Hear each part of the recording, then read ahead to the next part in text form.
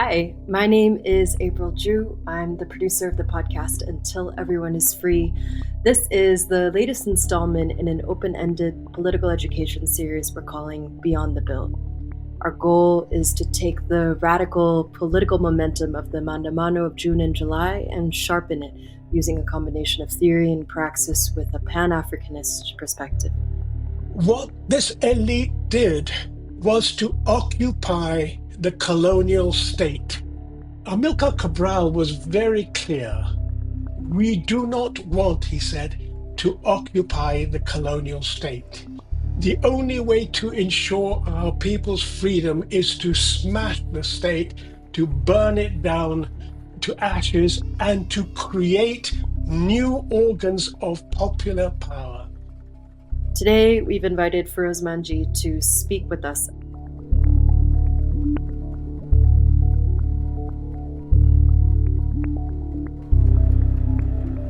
At the moment, what's buzzing in the airwaves in Kenya is Okiya Omtatah's declaration of his intent to run for president in 2027. Kalonzo Musyoka, as well, leader of the Wiper Party, has also declared interest, but not generating nearly as much excitement as Omtatah. Omtatah is a senator of Busia County and, more notably, an activist lawyer who, over his career, has sued multinationals, government, politicians, and many others on behalf of the public interest. On this very podcast, we've already spent many hours helping people understand the structural nature of what ails Kenya, in particular working class Kenyans, from the defanging of unions to why multinationals get to do whatever they want here, to the sorry state of labor rights, to the IMF, World Bank debt traps, to the commodification and auctioning off of natural resources, especially those of indigenous communities, and auctioning off of Kenyan labor itself. Which is to say that it's much, much more than simply corruption. And as we stated in another episode, Parliament's entire budget makes up less than 1% of the national budget. So Omtatah has certainly played an important role as an individual, fearlessly, but is a focus on anti-corruption measures and simply executing the Constitution enough to liberate Kenya from the root causes of its problems. And if it's not, is that a good reason to still not support one of the candidates who has been historically very antagonistic to the government? There's also been discussion about his right-leaning gender politics. For example, should we look away from retrograde LGBTQ policy and homophobic remarks in order to gain, say, a less corrupt government? Is that binary even real? Just throwing people under the bus turn a unified social movement into a series of calculated handshakes once again? For many in the movement who had wanted to think beyond personality cults and the promise of a pure leader, Omtatah's proposed candidacy and the oxygen it has taken up, plus this sort of perennial cycle of dependence on individual leaders rather than complete overhaul of a rotten capitalist system, this could be seen as a bit of a disappointment. But still, it's very early. These are all important questions to think through in this moment, and fortunately, these questions are not unique to Kenya. We wanted to invite someone who could share a Pan-African internationalist perspective on these difficult dilemmas, such as how should we think about electoral politics? They do, at the end of the day, matter, but how should we organize within a context where its importance is perhaps overstated? How should we think about the issue of solidarity? So, for example, what do we lose when we throw women or queer people under the bus for a, quote, lesser evil and, quote, non-corrupt candidate? Today, we've invited Feroz Manji to speak with us about these things. Feroz Manji, PhD, is a Kenyan, but now resides in Quebec, Canada.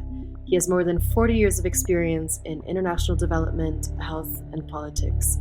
He's the publisher of Daraja Press, which can be found at www.darajapress.com, and an adjunct professor at the Institute of African Studies, Carleton University, Ottawa, Canada. He's also the recipient of the 2021 Nicolas Batista Lifetime Achievement Award from the Caribbean Philosophical Association, and is the founder and former editor-in-chief of the Pan-African social justice website, Pambazuka News. He has published widely on health, human rights, and politics. Thank you so much, Firoz, for joining us today and welcome. It's a pleasure to be here. Thanks for inviting me. So, let's just begin with elections in general. Today, in many places around the world, elections have basically become a metonym for democracy, which is to say, if a country holds elections, then obviously it must be a democracy. But of course, we know this is not true. Kenyans know that elections are neither free nor fair. Americans know that a candidate who wins the most votes can still legally lose an election. And Israelis know that their democratically maintained Jewish majority only holds because of ethnic cleansing and the disenfranchisement of apartheid, and so on and so on and so forth. So let's begin with this question of what is real democracy from a Pan Africanist or internationalist viewpoint? What are some interpretations from different left perspectives about how to approach elections? For example, do we totally ignore them and just focus on working class organization? Or do we kind of calculate and think about which administrations would be better to organize under or will steal less from the public? And then, if you have some time, maybe lastly, how did it come to be that the meaning of democracy has become so diluted and flattened? Okay, lots of questions there. Let me begin with the issue of elections.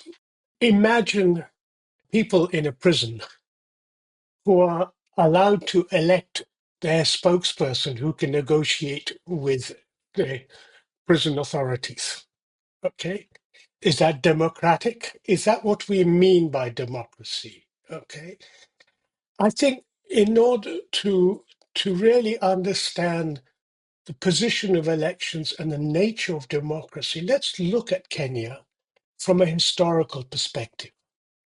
After the Berlin Conference in the late 1800s, empire went out in competing with each other, seizing land, killing people, raping, torture, and mass killings in order to grab land.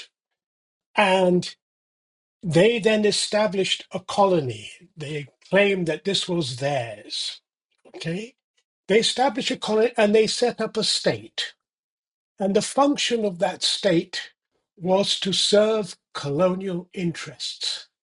It was to ensure that any resources, any wealth that was extracted out of this place that they called Kenya was to the benefit of empire. And was also, because they decided to have it as a settler colony, it was also in the interests of the settler. Okay.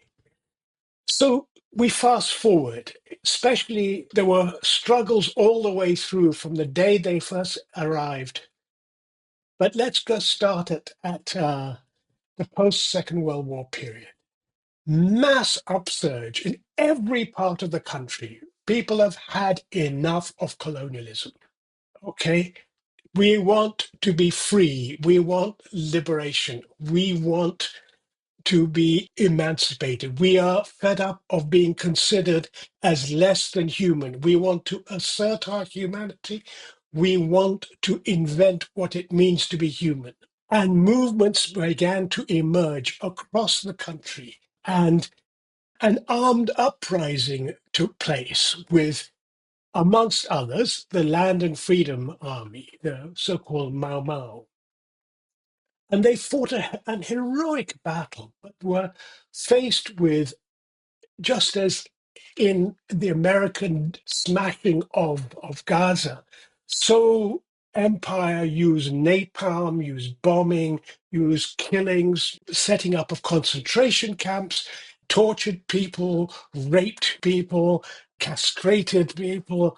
The most appalling, I mean, it's all been documented. We all know that is what has happened. And by 1955, they had smashed the Land and Freedom Army. They had smashed all opposition.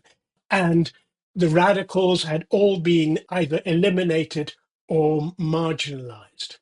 That gave them the basis for now saying, what do we do next?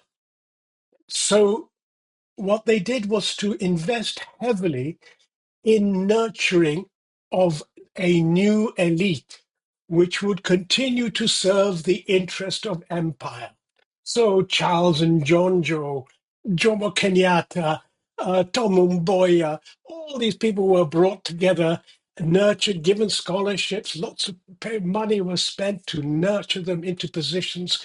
And Kenyatta, who had been locked up, was in fact one of the key denunciators of the Land and Freedom Army, the so-called Mau Mau. Okay, but then they bring him out of the luxury of his special prison and appoint him as the next prime minister, and then subsequently became the president. What this elite did was to occupy the colonial state. Amilcar Cabral was very clear. We do not want, he said, to occupy the colonial state. The only way to ensure our people's freedom is to smash the state, to burn it down to ashes, and to create new organs of popular power. Okay? But the failure across Africa has been this illusion that you can take a tank and make it a hospital. Okay? It's madness. Do you really think a structure, a judiciary, an army, a police force, an entire structure should be able to deliver for the mass of people? On the contrary, what was set in motion was to ensure that this elite knew how to rule and encourage them to get rid of the radicals, the Oginga, Dingas of the world. Eventually, even though Tom Mboya was a collaborator, he was killed as well. So was Pio Pinto, J.M. Kariuki, and so on and so forth. And the tradition of assassination, of elimination, of marginalization of anyone who is willing to stand up to empire was eliminated. Okay. So now what do we have? We have a prison, we have a neo colony. It's a continuation of the colony. The state has not been changed. Yes, they dressed up the army and the police force in the colors of the independence flag, but the function of the state, the function of the judiciary, which until very recently in our history was made up of retired white judges from England and Scotland as well. And we call this a democracy. What we were allowed to elect who our representatives in this prison? Is that the definition of democracy? But what they did, and this is, goes back to Fanon's observations of the nature of the neo-colonial state. He talked about it being Manichean, that is to say, it is binary. You have everyone in Kenya, everyone is covered by the Universal Declaration of Human Rights. Let's be clear, but the Universal Declaration of Human Rights came into force in 1948, the same year that the Nakba was committed and the Israeli expulsion of 750,000 people. It was also brought into place, implemented when none of us in what was called the Third World had any vote on it. They were, okay, all right. So everyone in Kenya is covered by the Universal Declaration of Human Rights and all the subsequent. But the problem is our society is bifurcated. You have those who have the right to rights and those who don't. Now, take for example, somebody goes to Mathaiga or to Parklands, okay, and wants to enter and search somebody's house. They have to get a court order. They go to Kariobangi or to Mathare, they just go in, they smash the place up, they beat people up, they kill, they rape, they do whatever they like, okay? Because they have complete impunity. They have been trained as colonial police officers, as colonial army. That is their function. And they continue to be a colonial army. Okay, it's a neo colonial army. But let's not forget that that is what it is. In fact, liberalism was what gave birth to the colonies, the colonization of the world. Thus, neoliberalism gives birth to neo-colonial rule. Okay? So, what do we have? You have a population of a small minority of people who have become incredibly wealthy, not out of corruption. The system is not broken. The system's made that way. Okay? Everyone blames the International Monetary Fund and the World Bank for this. Bullshit. Our leaders actually colluded and proposed it. If you go back to the Ngethwa report that before Moy came into place, that was about the introduction of structural adjustment, austerity in Kenya.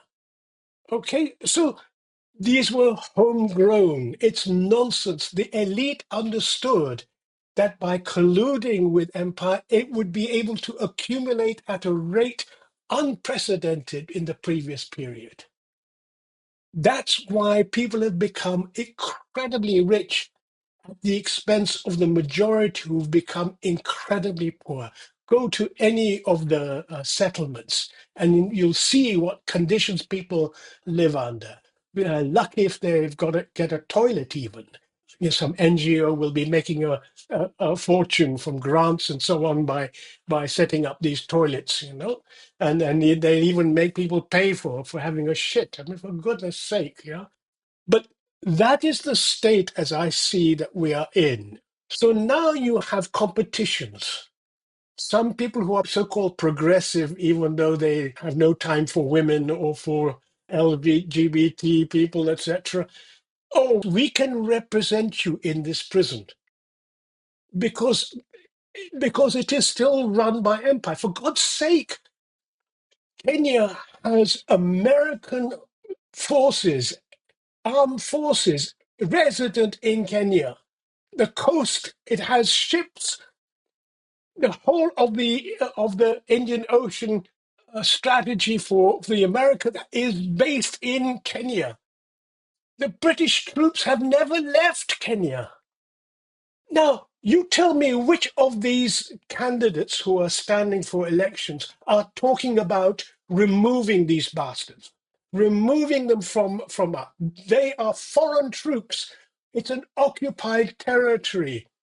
It still is an occupied territory. Why do we not have the courage shown by Mali, by Burkina Faso, by Niger, and now by Chad, who've chucked out the French troops? Why do our candidates not speak about that? Why do they not speak about the transnational corporations that are exploiting the country? All the mining and so on, how the entire infrastructure is built to be extractive and it is exploitative. And the tradition set up under colonialism, whereby some people are considered to be human and others not, is a continuity from the colonial tradition. Okay, so you have the vast majority of people considered less than human. But what these uprisings have shown is that you cannot crush humans' desire to be free, the humans' desire to collectively have an emancipatory agenda, that everyone should be able to be free, to be creative, to be able to do all what humans. And so, what I've seen on the streets happening is a passion not only for a reassertion of their humanity, but the invention of what it means to be human. I've seen how there is collective decision making. I've seen how they've supported those. Anyone gets arrested, people are out on the streets to demand justice. There is that collective spirit, but there's still this illusion that we can solve this problem by having another election. This election's not going to solve that problem. Okay, So the question is, what do we mean by democracy? And it's really important to look at it historically. When democracy was established in the United States, only white male slave owners were allowed to participate. Okay? Ever since then, every concession that has been made has been a result of mass struggles. Women have organized to demand their vote. People have organized in that way. And it's always been given reluctantly.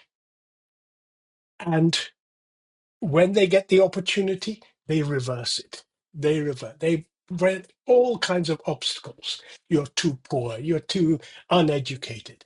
And the problem with the left, I think, has been that it fails to understand that people can think, and not only can think emancipatory thoughts, that it is possible for them, and that the cry of humans is for self-determination, to determine our future. Of course, we want to determine our future, but that is only possible if we organize collectively and say, how do we work together? How do we make decisions together? What do we produce? How is it produced? For whom is it produced? What should we do with the surplus? How should we organize our lives? And it has to be done on the community level, on the ground. People have to be able to participate in that.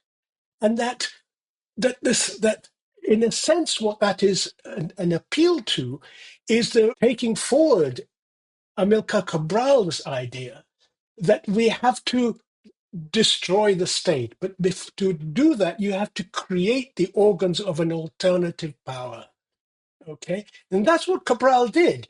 Two-thirds of Guinea-Bissau was under the liberated zones. I mean, do you understand that?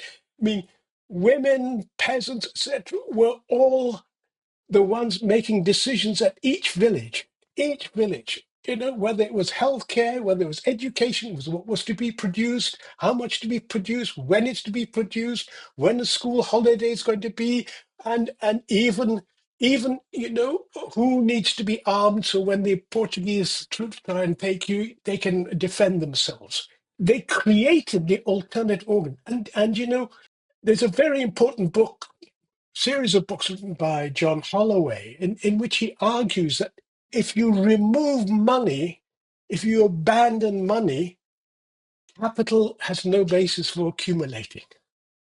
And what happened in Guinea-Bissau in the liberated zone was that the Portuguese currency was abandoned. And it was purely exchange trade by mutual consent, a mutual aid kind of situation. They abandoned currency. They just they got rid of money. Unfortunately, after he was assassinated, the first thing they did was to restore the Portuguese currency. But there we are. It's just like in Kenya, okay? And so the question is, can we engage in a process where we nurture and encourage people to form collectives, to form ways in which they control? We don't have the police there. We have our ability to manage our environments and to be able to decide what is produced, how it's produced, and for whom it's produced. That way we build democracy. Okay, so what do we do with elections? Well, I think the only justification for progressive, for the left to stand in elections is not to occupy the colonial state. It is there as a platform to put forward progressive ideas, to say to people, we believe in you. We believe you can rule the world. We believe you can organize collectively. You can create the alternatives to state power. I will not occupy the colonial state. If I do get elected, I will see everything in my power to destroy it, because it is only then that the colonial structure is eliminated and the possibilities of our human emancipation is really possible. Instead, what do we have? We have our police sent off to Haiti, the next colonial force. You know, I mean, what are we doing? And I haven't heard any of the candidates talk about that. Nobody talks about the illegal invasion of Somalia, which was against the Constitution. And all these people who talk about the Constitution, read it, because the first few paragraphs make it very clear that the president will have full executive authority. So so whoever you elect will be able to do whatever they fucking well like. Okay. And so, even the Constitution, everyone said, oh, we got a lovely bullshit. The Constitution has to be created and run at village level. And people should be able to construct their own. And the negotiation between each of them is a process which will take time. But we have to believe that people do have the ability to think emancipatory thoughts. If we don't think that's possible, then we will always be telling them. And unfortunately, much of the literature that I see, Communist Party and everyone else, we have to educate the masses. No, it's a question of listening. We need to listen and hear what the struggles, what the aspirations of people are, and then engage with them to see what the possibilities for achieving those ambitions so that they become those in command of the agenda, not some self-appointed lefty formulation. Thank you so much for that. I think it gives us an incredible sweep of context that helps us understand the long term power dynamics that frame the choices that we are presented and made to believe are some of the only choices that we have.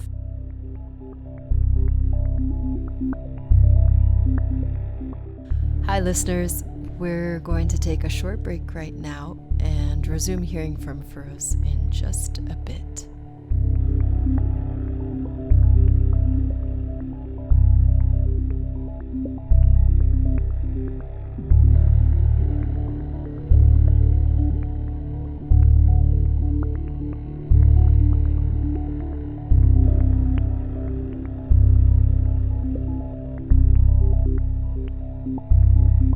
Hi everyone, this is April again. Welcome back. We are going to continue our discussion now with Feroz Manji. I'd like to ask you to speak about some of the risks and hazards of a political movement, in quotes, that is really just contingent on the leadership of one compelling individual, whether that's a martyr, activist, savior, or representative. Or put another way, what do we lose when we cede collective power to a person we entrust to lead for us rather than leading ourselves through mass organization? If you could also give some examples of powerful people's movements throughout history who drew their power from the fact that they did not have individual leaders. There are so many examples of this, okay? I've mentioned Guinea-Bissau as being a really important, and it's too little studied, okay? Because there you did see that creation of that alternative structure of an emancipatory agenda, okay? But if you look in the early 80s and probably up to about 1985, what was happening in South Africa was an incredible process of people forming those kind of collectives and deciding how they were going to organize, how they were going to take on the struggles, what the politics, etc., were going to be, what the primary objectives should be, connections with trade unions, with grassroots organizations, etc.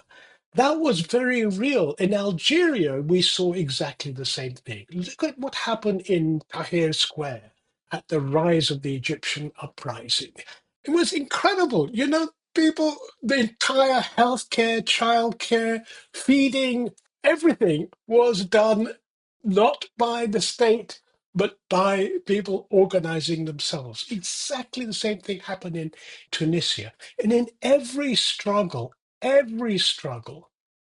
you see this manifestation, this desire of humans to collectively act as social beings to determine their own future. And it is the state, the colonial state, which always acts to destroy it. I mean, look at Nairobi. I mean, Nairobi is infested by the CIA, Mossad, MI6, you name it, they're all there. Okay? Why are they there? Why are they there? Because they know that the underlying spirit of all humans is to create the mechanisms for self-determination. And they're there to prevent it. And they exert huge amounts of resources to do that.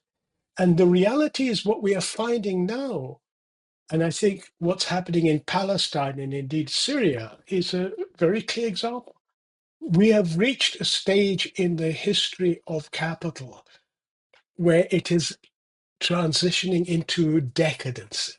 It's decay and has very little justification other than using violence to achieve their ends.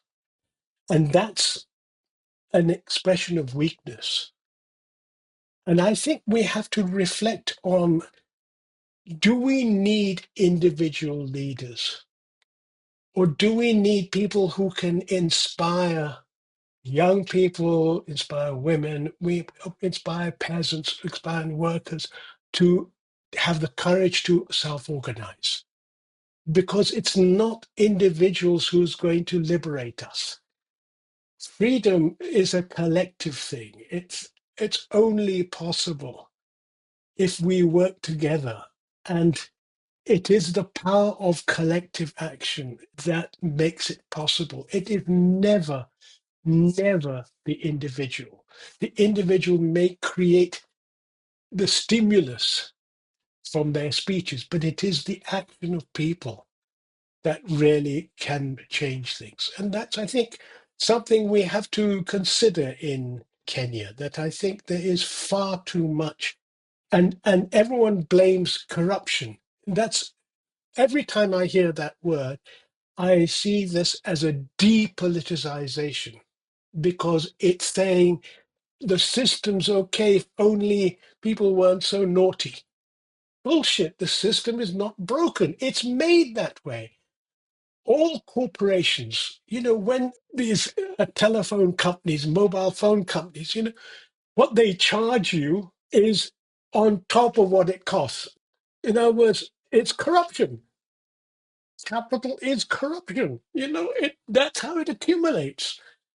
Okay, by exploiting or by rent, adding rent. So just like your landlord, does fuck all but makes you pay. That's the norm. It's not because he's a naughty landlord. It's because the system's made that way. Thank you so much for that. You touched on some points that pretty naturally take us to the last set of questions I have, which is about some key dilemmas about what it takes to collectively organize. As the philosopher Olufemi Taiwo has written before, all politics are coalitional politics. And so the question I'm about to ask is a key one that underlies so many dilemmas about compromise, strategy, vision, and cohesion. So I'm just going to harken back to Omtatah for a bit, but of course you don't have to be constrained to that one example. Since he hinted at his intention to vie for the presidency, there has been a lot of buzzing discussion about his conservative evangelical stances on gender politics, and specifically LGBTQ rights. One Reddit user online wrote, "We are all for social justice, lakini let's be realistic kidogo. In a country where 70% of the population are literally starving, while more than half of the budget is lost to corruption, these should be non-issues." Another wrote, "As a gay man, this is not the time. Nothing has done the gay community good like the new constitution, and Omtatah is a fierce defender of the new constitution. Best way to secure the community's rights is to get him elected." On the other hand, others have argued that if, as a movement, you're willing to throw a group of people under the bus, in other words, when solidarity is not valued, then there really was no movement to begin with. Both you and I know that the ruling class knows very well how to show class solidarity to one another. What now makes it so difficult for the working class to band together and do the same? There's a continuity in this story, okay? Under colonialism, we were like childlike. We were not ready to rule. We were not ready to have freedom, okay? And when we started shouting and screaming and organizing around our wish to have freedom, that to have liberation, to have human emancipation as the motive force of where we want to go. Instead, what we get the Kanu and so on saying, "Oh no, you vote for us, and we will deliver." And as soon as they were in power, it was now no longer a question of freedom. The word was now development. Okay, so we're all underdeveloped. So, in other words, we are less than what they are. We are underdeveloped. We are less than human. So we are underdeveloped. And now, what's the jazzy word? Social justice. What the fuck does that mean? Okay, where is our vocabulary about freedom? I mean, what's going on today in Kenya with the marches by women is really important because it is about the freedom of women. The word freedom has not been lost by the women's movement, but it's been lost everywhere else. Why are we not? We can have coalitions, we can have agreements with different people, so long as we all agree on what the goal is. If we're not clear that the goal is human emancipation, if you don't know which way you want to go, any way will do. And the really important thing about what's going on in these last few months in Kenya, there's a belief that you need to think before you act. But the reality is, it's only when you engage in emancipatory struggles that you learn how to think. And if in that thinking you all agree that it is human freedom in every form that we want to achieve, then at least we've got a common goal. Then, okay, there'll be arguments. How do we do that? What do we do? What do we do? How do we?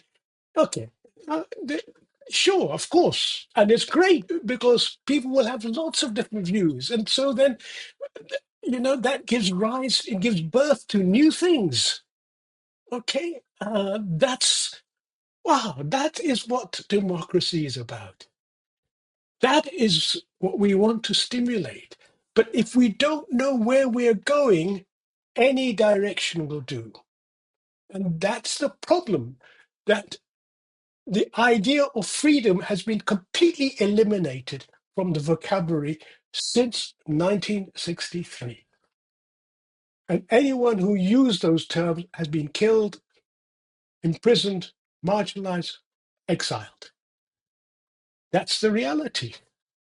And I think we have a responsibility to reassert a debate about what does it mean to be free?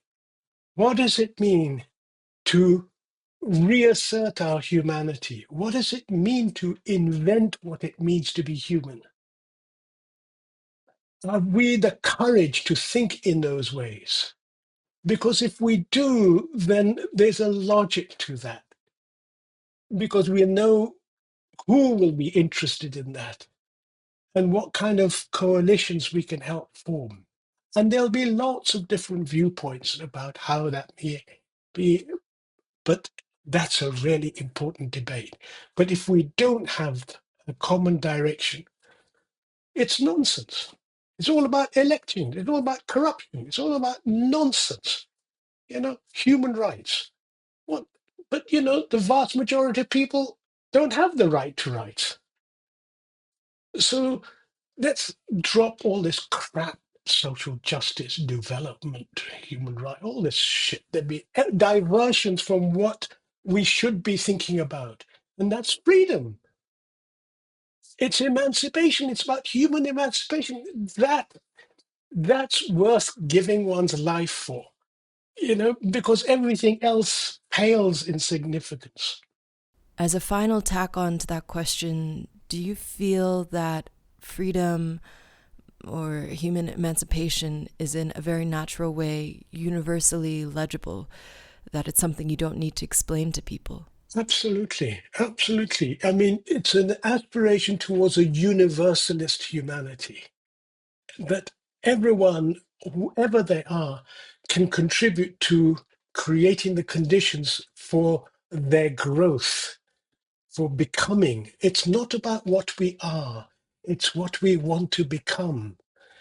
It is always a becoming. There is no end to becoming, but it has to be about becoming, not about voting. And I think that's really where we have to focus our attention. And if you look at the history books, the struggles of African peoples is not considered as relevant to the struggle for human emancipation. Yet, in fact, if one looks at the struggles that have been happening on this continent for decades, there is a richness of experience, a richness of understanding that we need to reflect on. Because it's not possible for people to elsewhere to liberate themselves if they are not able to consider the struggles of African people as a contribution to the struggle for universalist humanity everywhere. Thank you so much, Feroz. I think with that, unless there's something else that you feel is important to include that we haven't touched on yet, I'd really love to thank you so much for coming on here and sharing this context, which has really just lit up for me so many pathways in my understanding of not only the how, but the why in a pretty fundamental way. Thank you so much for joining us. Thank you for having me on your show.